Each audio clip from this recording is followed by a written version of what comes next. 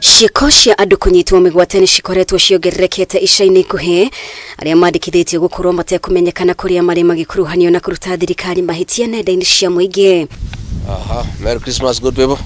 Uria wari munini wa President Rigathi GACHAGUA riu niorotete thirikari ya Kenya Kwanza ni kugera gacira gaka niguo kuguyohia muingi na kumakiria matikarute thirikari mahitia. What I raised 6 months ago when it started to be used as a means of handling public disquiet has now escalated into a full-blown and terrifying pattern of how this administration handles criticism.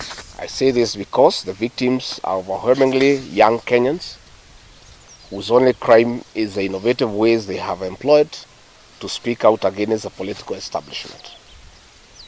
The message being sent out by these actions is clear and chilling. If you speak out against the government, you'll be picked up by the now famous Subaru boys. Akiaria ari kaunti-ini ya NYERI, GACHAGUA no kirire President William RUTO ni gukorwo akirite ciiko ici gitafanio akiuga gukira gwake no gutaurirwo ni etikiritie gutafanio gwacio. President William RUTO must take full responsibility and immediately address these egregious violations. To remain silent or inactive is to suggest that these actions are being carried out with his knowledge and consent. It is impossible to ignore the fact that the only link among the victims is their criticism of the president and his administration. Hamwe noguo GACHAGUA ni uritie maabitha a ngathi cia iguru ruhonge-ini rwa ugitiri ari ni hamwe na munene wa borithi Douglas Kanja, munene ruhonge-ini rwa DCI Mohamed Amin, hamwe na munene wa NIS Nordin Haji meyeherie wabici-ini akiuga ni maremereirwo ni mawira mao. 6 months ago, I demanded for the resignation of the head of the National Intelligence Service.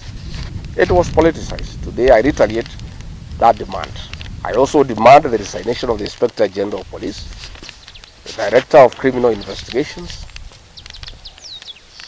and the Director General of the National Intelligence Service. They have clearly failed Kenyans. Meanwhile, the government must tell us what we are to do now that our security agencies have publicly stated that they are unable to protect us from these abductions. Do they want us to defend themselves? Or what is the Inspector General of Police telling us? Ndumiriri ya GACHAGUA yukite thutha wa munene wa borithi Douglas Kanja kweherania ruhonge rwa borithi na ciiko o ciothe cia unyitani wa migwate.